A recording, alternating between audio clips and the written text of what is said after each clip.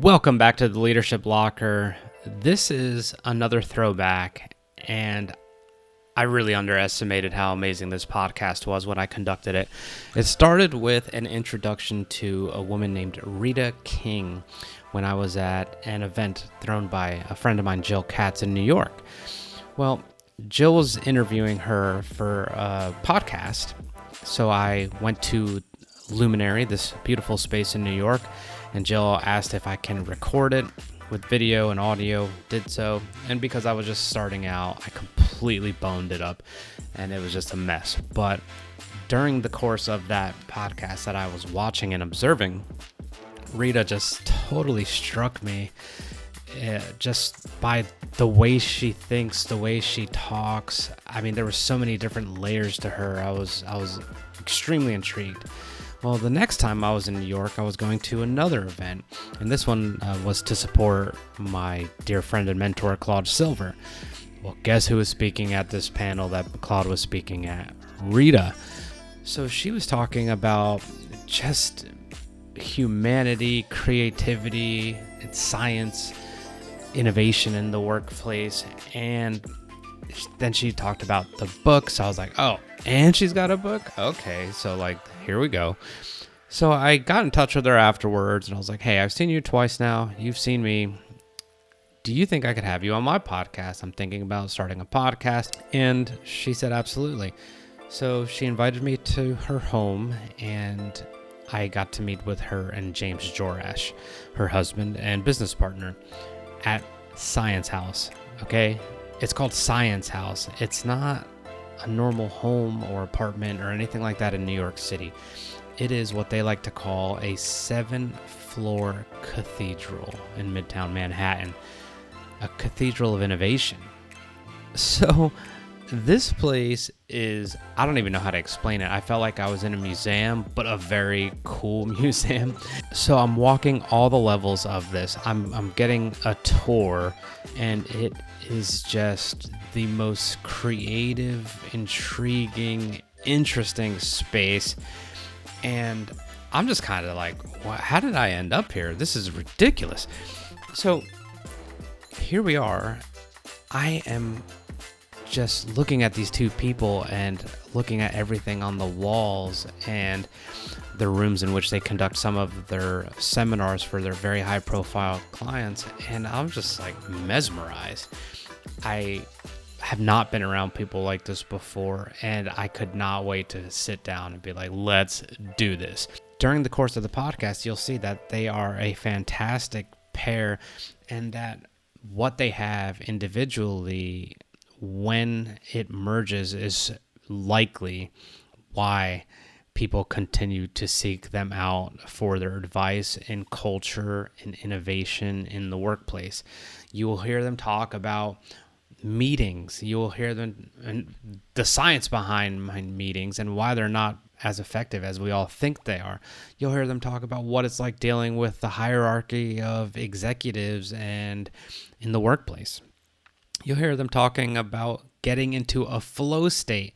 You'll hear them talk about how they don't have a TV in the place. You will hear them talk about how they deny brunch requests, and on the weekends, they have Creative Weekend, where they dive into whatever is interesting to them, no matter how geeky, no matter how nerdy, no matter how complicated. These individuals find a way to make sure that their brain is firing on all cylinders, and they do it by intentionally making it fun. And that is why the Science House is one of a kind. I still have yet to see anything like that or talk to two people like James and Rita. I really hope you enjoy this podcast. I think in one way or another, you are going to be smarter by the end of it. I could almost guarantee that. Please don't forget that this podcast is brought to you by Rich Cardona Media, where we believe your value can only be realized if you're visible. We create, edit, film, distribute content specifically for LinkedIn because that's where your audience probably is, and the organic reach is massive. We take all the work off your plate. And look, let me tell you, the year before last, I had about 200,000 views. This year, I had 1 million views, and it's because I'm constantly testing that space and learning about the space, and that's where business for Rich Cardona Media comes from. Your personal brand, your value proposition, your expertise, that's all where it belongs for everyone to see, and that's what we help with.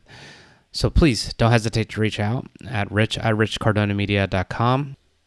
So please enjoy the podcast and definitely check them out at sciencehouse.com. It's Rita King and James Jorasch. I think you get in touch with Rita at sciencehouse.com. Enjoy the episode. How typical is it for some of your clients to be unable to identify some of the obvious problems that are detrimental to their business? Very common. A lot of the problems are systemic, and at Science House we like to say that I make complicated things fun and James makes fun things complicated, and so meetings was one of those things that we decided to tackle because we saw so many problems with meetings. And I think that they're able to, and big companies can see the problems. I think the challenge is, okay, how do we make change and how do we improve that? And that's where there's more stumbling. And that's partly because meetings are driven by culture, and culture is not something that you can turn overnight in a company. Mm-hmm. So because of that, it's a longer process, but a valuable one. I mean, companies that can figure out how to make their meetings better become much more effective competitors in the market. And a lot of what you see about meetings tends to be pretty straightforward. Have shorter meetings, fewer people in the meetings, and that's obviously part of our model meetings framework. But I'm a futurist, James is an inventor, and so we're driven by the business value and the human element of what brings people together to commit to their shared goals. Was there any kind of pretentious responses to that because you uncovered something that was just a normal part of their daily routine? I wouldn't say it's pretentious. I'd say they all understand that there's an issue, and they all understand that the meetings aren't typically going really well. I mean, there's pockets where it's going well, but I think they understand that problem. And so I think they've been fairly welcoming in saying, you're right, a lot of the problems that Science House has identified with meetings, we have all of those. It's very common. We see it every day at the company. They just seem a little bit overwhelmed. They're like, oh, there's like 19 problems. How are we going to fix all of these? Mm-hmm. And that's more the reaction that we get. I would argue, though, that leaders definitely overestimate their own abilities, too. So meeting leaders will tend to think they're doing an amazing job, but the people in the meeting will think, maybe not an amazing job, right? So there is a gap in understanding between the meeting leader and the people who participate. Yeah, almost everyone thinks that they're in the top 25% of driving skills, right? Yes. There's a little bit of that with meetings as well. If you're running meetings, you think you are in one of the... What are indicators for you both that you see when there may be just a cultural mismatch? And then, if you're able to dissect how it actually began. Well, one of the reasons that those problems begin is that a lot of companies, especially large companies, have very clear hierarchies.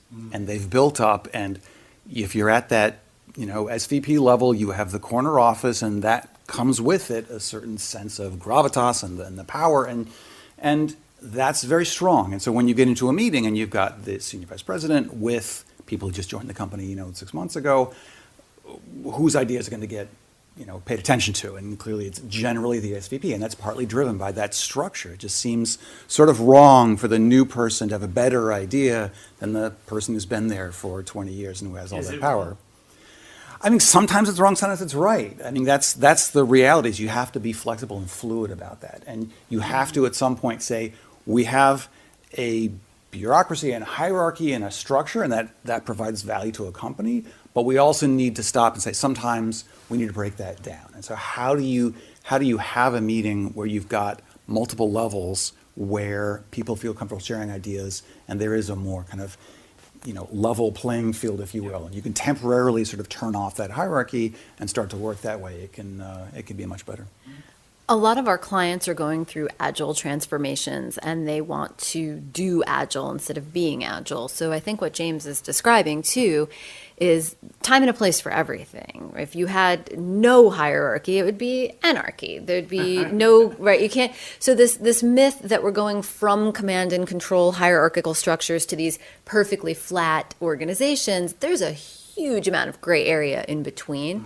And so our focus is on making sure that you have the right behaviors aligned to the purpose at every point. And those behaviors change depending on what your purpose is. So sometimes you need a senior person who has the authority to say, here's what we're doing, because there simply isn't time to think about options.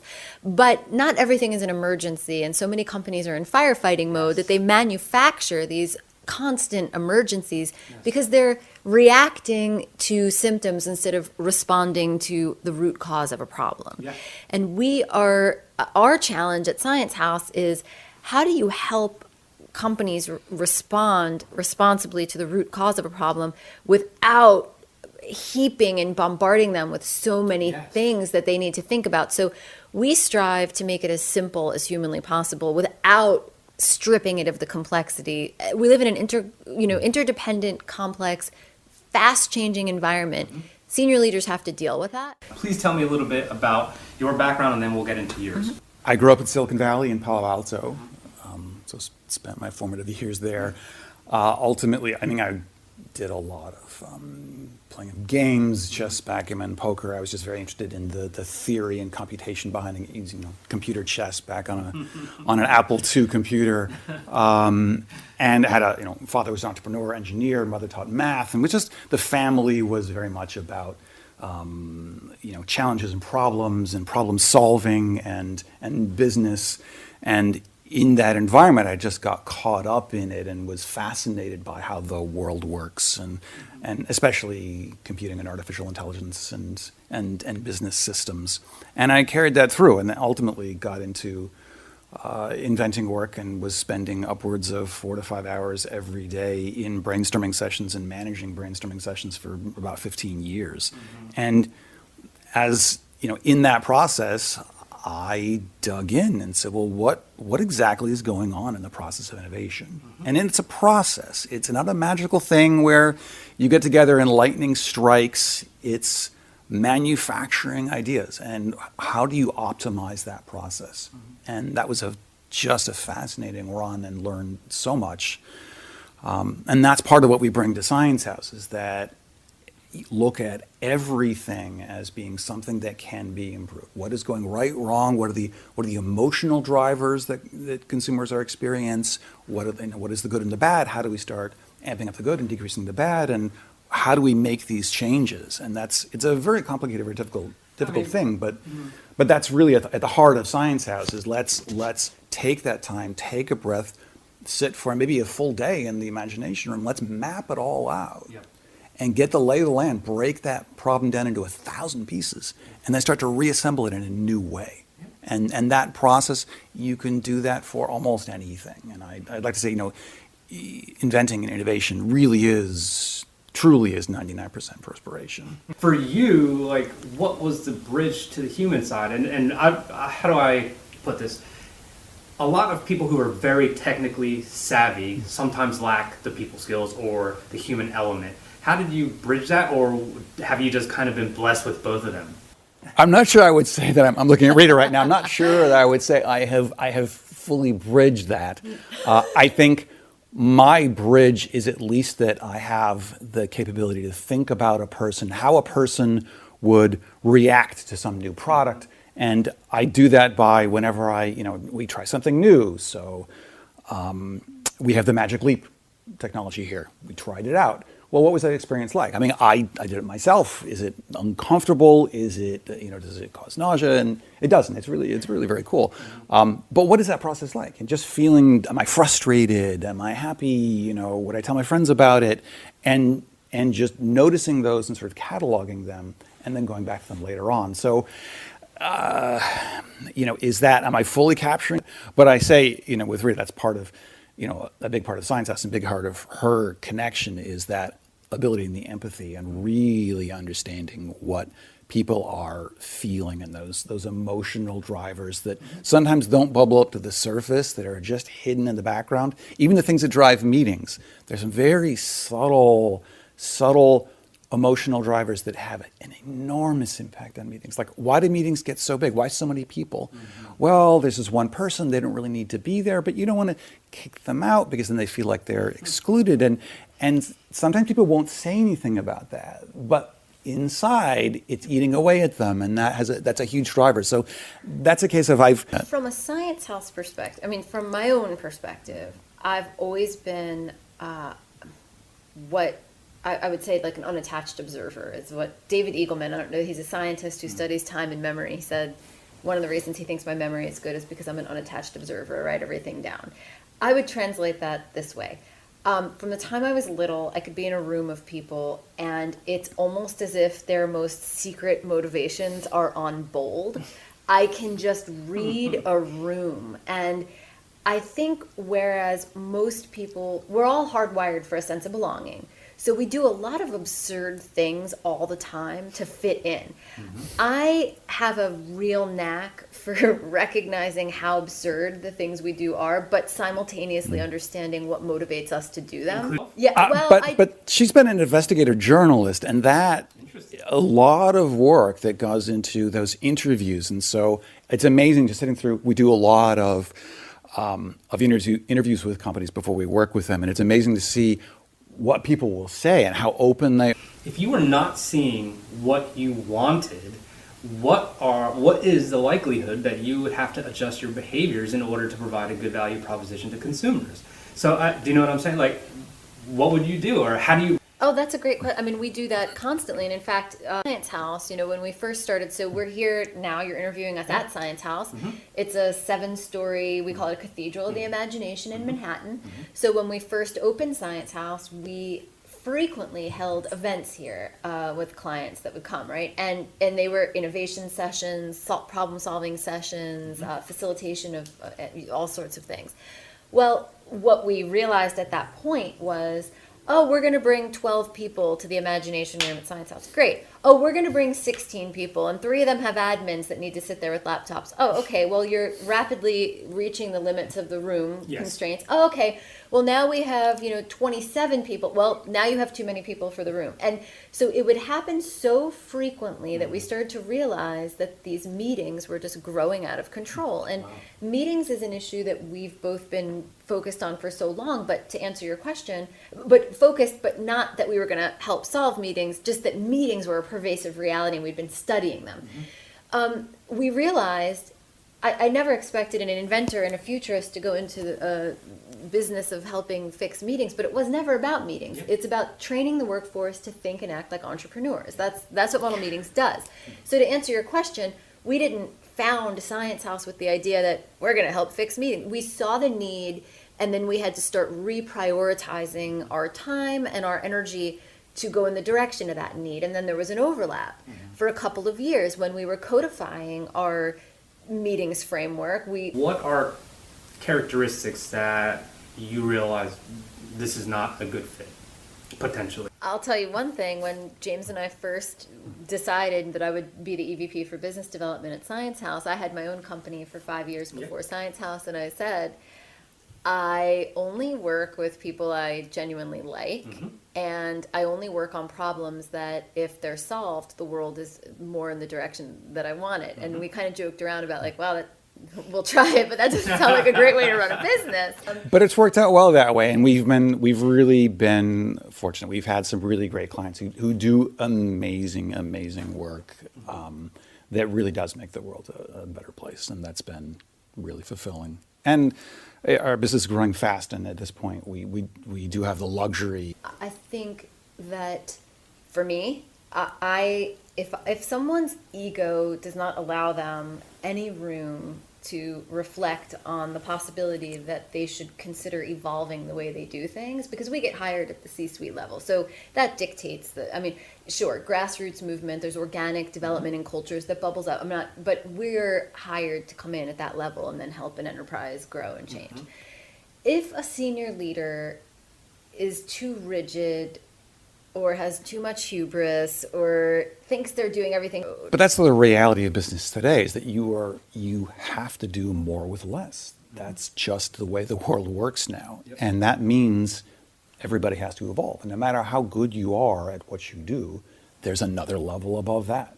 And that's one of the reasons it's become, a very, the competitive environment has gotten much more ruthless in that respect because of that. It's you just can't.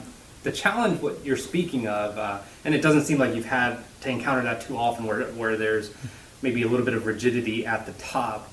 Whose job is it between the two of you to kind of try and unwrap them a little bit and help them consider the benefit? I mean, I think we split that role pretty well. I think I do a lot of from the data and analytics side. I'm going to look at this and say, if they're pushing back on some meeting changes that we want to make, for example, from a data perspective, showing them that, look, there are significant savings that we can have here. We can not only save the company money, but the people will actually be happier and more fulfilled as a result. So it's sort of win-win, but gathering that up, and then really it's Rita's magic, that it working with people and just kind of instantly becoming a trusted advisor. It's really amazing how she does that, and she can take that. I really, of all the work that I do, the most enjoyment that I get is the one-on-one advising to senior leaders, because they have a lot of responsibility and they're human. And the position that they're in, they're often viewed as the figurehead, the untouchable figurehead. It brings together all of my skills, right? I was an investigative journalist, and I do, I'm an ethnographer. I study culture. It goes back to what you asked about technology and humanity. So I think the glue that binds, my philosophy is we're in the imagination age, which comes after the information age. We have all this information. Now, how do we apply imagination to it, right? We're a science house. We believe we're evolving artificial intelligence and other automation. So we see senior leaders at this apex of the golden window of humanity and this future that they're helping to usher in. And there are a lot of ethical issues, right? So that's another dimension that I like to bring to it. But when I'm advising senior leaders, I really like to cut to the heart of the issue. And in any context, that is what matters to them as human beings. Yeah. Something makes them feel like they either like to get out of bed in the morning and do this thing, or they dread and resent it. I need to understand, what do they love and what do they dread and resent? And then get right to the heart of it. In any situation they're in, they're going to have these conflicting, whether it's over technology that they're bringing in, whether it's over workforce, cutbacks. I mean, there are so many, the role they play in the world, there are so many things that they find themselves at the heart of. So to me, what I like to do is cut through the noise, create a safe environment where we can focus on what matters. And always I start with, what do you want and what do you not want? And then what do you have to do? And how do we balance these two opposing factors against what you have to do? Because very often the stumbling block is that they are resistant or that they want something. So I have a knack, and I've been very fortunate because I've worked with a lot of great CEOs and CIOs in my career and other leaders of different organizations around the world. And you can cut through a lot of the cultural issues. They are mostly constructs. And get to the human at the heart of it. And that's where I like to be. That's where I really love to be. I don't have expectations. I know that sounds very weird when I say that, but I think the pitfall for a lot of people is they expect a certain outcome, or from you or generally? In general, in life. So we had Science House, and one day it was, Thursday, and I said, why don't we let's declare this weekend Creative Weekend. We're going to say no to the brunch requests. We have no television at Science House, no distractions. So let's just take the weekend. We'll call it Creative Weekend, and we'll do something, whatever. And to your point, it doesn't have to be about this one thing. It could be something that we approach, something we've never, read articles about, something we've never thought about before. But just take the time to be creative and spend some time, breathing and thinking and getting into something. And the funny thing was that we did that, and we had Creative Weekend, and then the next weekend it was like, well, yeah, let's Creative Weekend again. So now, that was years ago, every weekend at Science House is now Creative Weekend, and it's a subtle change. We just named it Creative Weekend, but that gets your mindset on a Friday being like, well, what are we going to explore, and where are we? But I'm very interested in people who are not afraid to explore. Yes. And to go where their energy takes them. I mean, I'm very much akin to Dory Clark in that way. But there's also so much behind that, like what do you choose to go into? One of the things that we love to explore is boring stuff. It sounds kind of crazy to say I'm going to spend my time on the weekend exploring something very boring, but I think that's what a nerd is. often maybe that's true. That's perhaps true. We wouldn't have things like medicine or refrigeration without the people who were. I mean, that is at the core. You know, there are a lot of things that people will avoid because there's a perception of it's boring or it's dull. And meetings being one of them. But when you start to dig in, you discover that there is these fascinating cultural drivers, and there's the invisible aspects. And you know, we say at Science House, one of the things we like to work on is making the invisible visible. And when you look at a meeting, and I see 18 people out there in a meeting, what's really happening? Well, there's the people talking, and there's your agenda and stuff you can kind of get your head wrapped around. But there's so much more happening behind the scenes that is very invisible and that we try to make visible. Just the dynamics, like why is it so much harder to manage a meeting with 18 people than 5 people? And how do the dynamics change, and how does the information flows change, and your ability to get stuff done in those meetings? There are a lot of invisible things. And once you can make them visible, you can start to manage them. Most people, I mean, on average, people watch 4 hours of television a day. If you took 1 hour out of that, dedicated 1 hour a day to doing something, you would be a master of that so fast. But like what is creativity? simply just 1 hour a day within months. Like pick any topic, you will be incredibly advanced at that. And it doesn't take a PhD in something to really get to a level where you're discovering stuff and finding interesting things. Anybody can take the time and dedicate. It's the ability to take things and pair them up in novel and non-obvious ways. It's something I've learned from James as an inventor, novel and non-obvious. So to say that someone is jack of all trades, master of none, I bet you that person is very creative because they can pull from that stockpile of stuff they've learned. They don't need to have, PhD in astrophysics to tell you a little bit about. If someone is not into medicine, but they like it and they're curious about it, and they decide to read, and they happen to be in marketing or something along those lines, for you both, what would you do or what would your advice be to encourage people to gravitate towards that and maybe take it more seriously, or to I've had a few sharp changes in my career, right? So if you look back at my career, it seems unrelated, right? I was an investigative journalist. I'm a futurist. I work with leadership teams. We work on meetings, all these different things. I have a jewelry company, okay? I'm a writer, but they're all connected by one golden thread, which is my own curiosity. So everything that someone wants to study, I think what happens is this, it goes back to expectations. I'm a marketing person, let's say, to use your example, and I'm interested in medicine.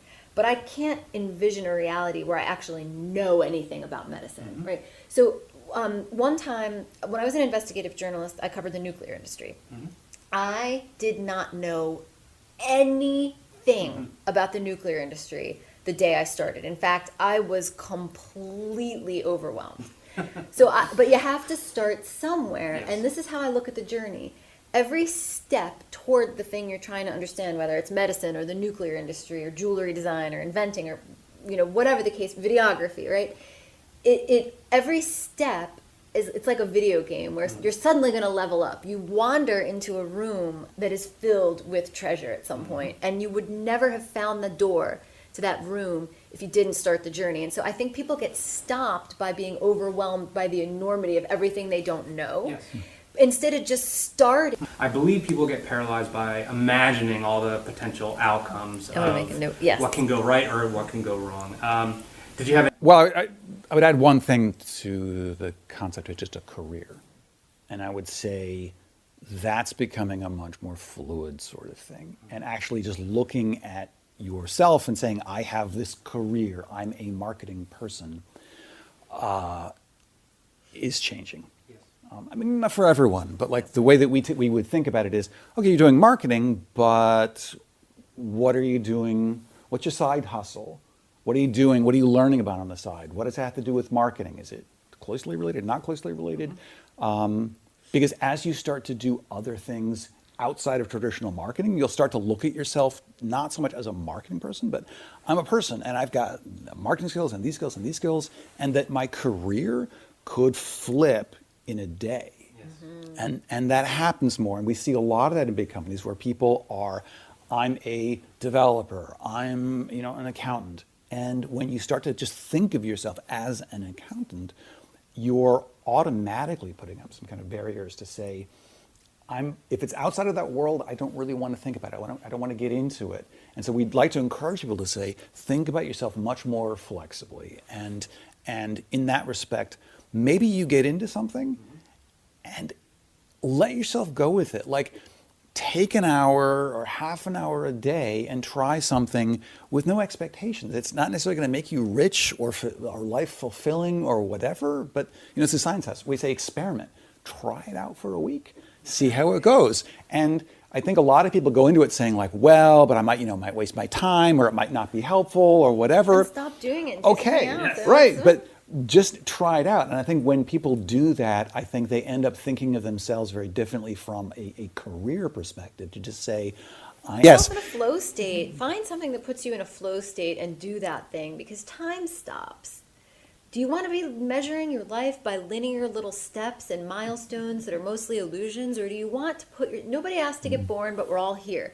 Find something that puts you in a flow state, whether it's creating art or studying science or walking or being with a kid. I don't care. Find something that puts you in a flow state and get yourself there as often as you can. And the world would improve dramatically the more people who have the luxury of being able to do that.